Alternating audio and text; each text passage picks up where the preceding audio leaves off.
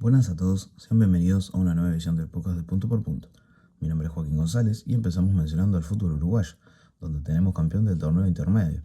El miércoles pasado, en el Estadio Centenario, se enfrentaron Peñarol y Wanderers en búsqueda del título que obtuvo el conjunto aurinegro tras golear 5-1 al Bohemio.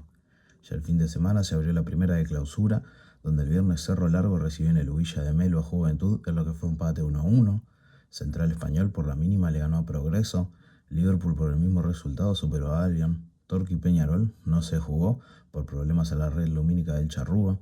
Cerro también por la mínima le ganó a Danubio. Wanderers increíblemente repitió el resultado también ante Defensor. Y ayer a la noche, tras 4-1-0 seguidos, Boston River en el Gran Parque Central superó a Nacional 2-1. Hoy a la noche, en un partido clave por la anual, se enfrentan Deportivo Maldonado y Racing en el campus. La sección de uruguayos en el exterior la abrió Michael Santos, que le dio el gol de la victoria a Central Córdoba por la mínima ante San Lorenzo en la Liga Argentina. Por el mismo resultado, el Táchira del Chino Recoba ganó al Portuguesa en 3 semanas y convirtió de penal Rodrigo Pollero en Venezuela. Y el fin de semana volvió a anotar, esta vez por duplicado en el 3-1 del Táchira ante Trujillanos, donde uno de los goles fue asistido por Valentín Adamo. En Colombia, Franco Faúndez por tercera semana consecutiva anota. Fue victoria 2-0 Independiente Santa Fe ante Unión Magdalena por la Copa Colombiana. El inoxidable Martín Cauterucho sigue a lo suyo, concretó el 2-1 de Bolívar ante Oriente Petrolero.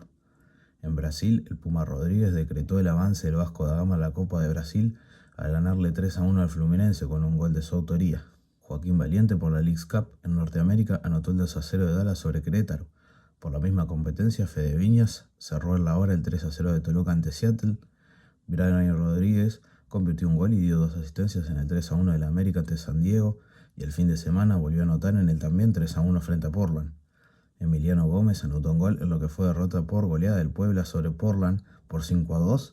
Diego Rossi a la hora anotó el del triunfo 2-1 de Monterrey ante el Inter de Miami, y Bruno Damiani convirtió un gol en el 3-1 de Philadelphia Union sobre Necaxa.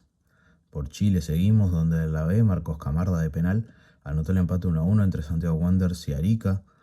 Y en primera hubo doblete de Alan Medina en la goleada de visitante 4-1 de Everton ante Huachipato.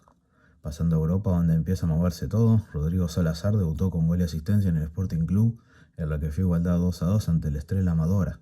Y en Rusia, Lucas Solaza convirtió un gol para el 2-1 de Krasnodar ante el Spartak de Moscú. El mercado de pases sigue su movimiento y destacamos el sorpresivo destino de Mohamed Salah. Tras quedar libre al Liverpool, el faraón egipcio llega al Trabzonspor turco. Además de bombazo del Real Madrid, que por 125 millones de euros más 15 en variables, se hizo con los servicios de Yando Mandé. El extremo marfileño llega a la Casa Blanca, lo que puede llegar a ser, si se confirman las variables, el fichaje más caro en la historia de los merengues. Merengues que hicieron una doble venta al Fulham de su exentrenador Álvaro Arbeloa. Arriban a Craven Cottage, Gonzalo García por 40 millones de euros y el centrocampista César Palacios por 10, además de ceder por un año a Franco Mastantuono a la Fiorentina. Debemos hablar del arribo del joven griego de 18 años, Konstantinos Karetsas, al Borussia Dortmund a cambio de 30 millones de euros procedente del Genk. Por la misma cantidad, el Newcastle ficha a otro portero, ya teniendo en sus arcas al joven francés Yaouen, el que llega es el checo Luka Hornicek del Braga. Además, las urracas sufren otra baja sensible en este mercado, como lo es Bruno Guimaraes, quien por 87 millones y medio de euros refuerza el centro del campo del Arsenal. Continuando con los movimientos de porteros, Jay Strafford abandona Manchester City y se va al Leeds por 47 millones de euros. El Paris Saint-Germain se refuerza con Magnesa Cluj. El marroquí procedente del Mónaco se traslada a París a cambio de 50 millones de euros, además de Lucas Digne, el lateral izquierdo francés, desde el Aston Villa arriba al elenco parisino por 7 millones.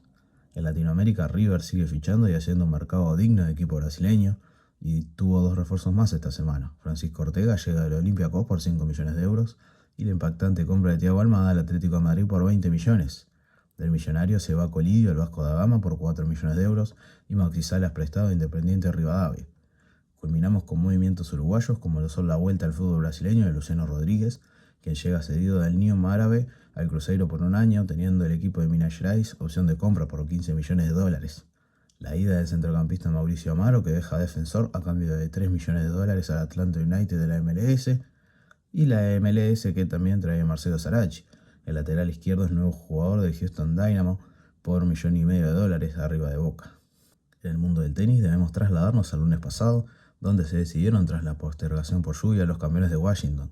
En la rama femenina, la ganadora fue Alexandra Ala, que superó 4-6, 6-4 y 6-0 a Jessica Pegula para llegar a su mejor ranking y ser 20 del mundo. Y en la rama masculina el campeón fue Taylor Fritz, que por 7-6 y 6-4 hizo lo propio ante el español Rafael Jodar.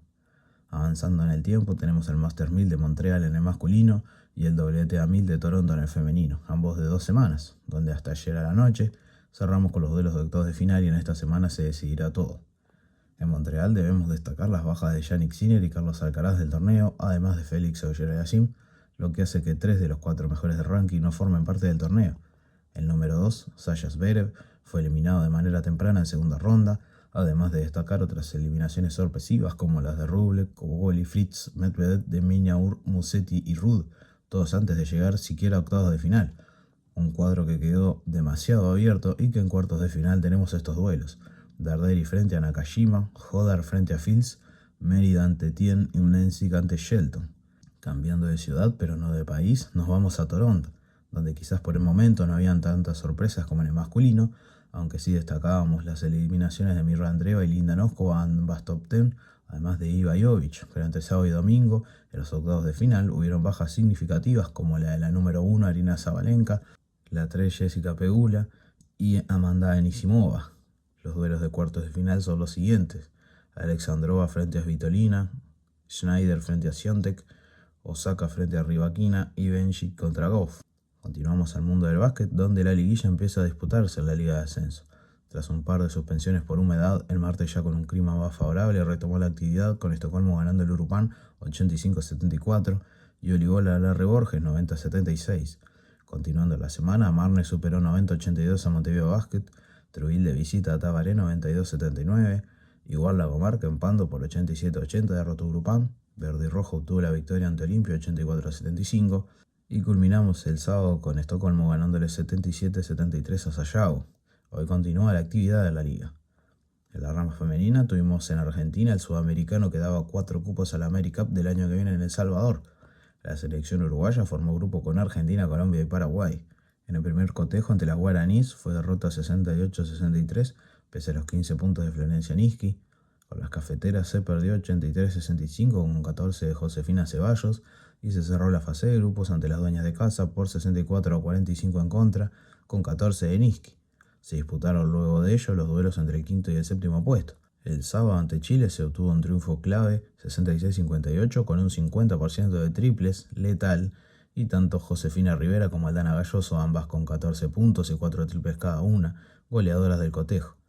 Ayer domingo se cerró el torneo ante Paraguay en la búsqueda del quinto puesto, que fue esquiva, ya que las guaraníes se hicieron con la victoria 73-55, actuación destacada, con 15 puntos además de 9 rebotes de Lucía Ausa, para cerrar un sudamericano que sin duda dejó buenas sensaciones de cara a lo que viene, con un plantel joven, promediando 23 años y estando más que a la altura, logrando el sexto puesto, que es lo mejor cosechado por la selección en su historia. Retorna la actividad del motor y lo hace en un circuito histórico como lo es Silverstone, que recibe a las motos en lo que es el comienzo de la segunda parte de la temporada. Retomamos todo donde lo dejamos, ya que la clasificación nos dio una primera línea de Aprilia, Jorge Martín en pole y las del Track House de Raúl Fernández y Ayo Ogura acompañaron al campeón de 2024 y vigente líder. Ya en la sprint del sábado, el que largó en primera posición, actual líder, como mencionábamos recién, ganó. Raúl se cayó y dejó su segundo lugar a su compañero el japonés Ogura y cerró el mini podio Marco Bezzecchi, quien vuelve a encontrar sensaciones tras pasar por el quirófano en este receso al operarse la clavícula fracturada que se rompió en Sachsenring en la última cita previa al descanso veraniego. Pasamos al domingo, donde en Moto 3 debemos mencionar la baja de la carrera del líder del mundial Máximo Quiles, quien en la clasificación del sábado tuvo un accidente, high side de la moto entrando en la recta principal y rotura de clavícula para el español, que ya fue operado y se espera su vuelta más pronto que tarde. Ahora sí, en el domingo, su escolta en el campeonato, Brian Uriarte, no aprovechó la oportunidad de descontar y en el final se cayó luchando por el podio y se quedó sin sumar. El ganador fue David Almanza en Silverstone, seguido de Álvaro Carpe, y en la última curva el argentino Valentín Perrone se subió al podio a superar a Adrián Fernández y vuelve tras la primera fecha del año al mismo. Moto 2 tuvo un carrerón espectacular con un final tremendo, donde el grupo de los 6 primeros nos dio show y cine asegurado. Manu González venía liderando y entrando en la última vuelta, un error de conteo quizás, le hizo pensar que había terminado la carrera, festejó, pero quedaba un giro más al circuito. Ahí Daniel Gado contactó con el escape de la moto y se la dañó. Dani culminó cuarto y Manu Gas perdió rendimiento y culminó 14º. El que aprovechó en Río Revuelto fue el checo Filip Salach, que se hizo con el triunfo frente a Iván Ortola y Rafael Skrik, que completaron el podio. En la categoría reina, la caída del sábado de Raúl fue compensada con un triunfo en la carrera del domingo para que una vez más en el año Aprilia barra el podio. Segundo fue el líder del mundial Jorge Martín y tercero Marco Bezzecchi, que ahora es segundo del campeonato, ya que el que cayó fue Ayo Ogura y al no sumar pierde la posición en el campeonato con el italiano. Décimo fue el brasileño Diego Moreira, que logra su séptima carrera consecutiva dentro de los 15 primeros y ya convierte en costumbre puntuar. Con esto culminamos una nueva edición y nos volveremos a ver dentro de 7 días con más y mejores noticias del mundo deportivo. Muchas gracias.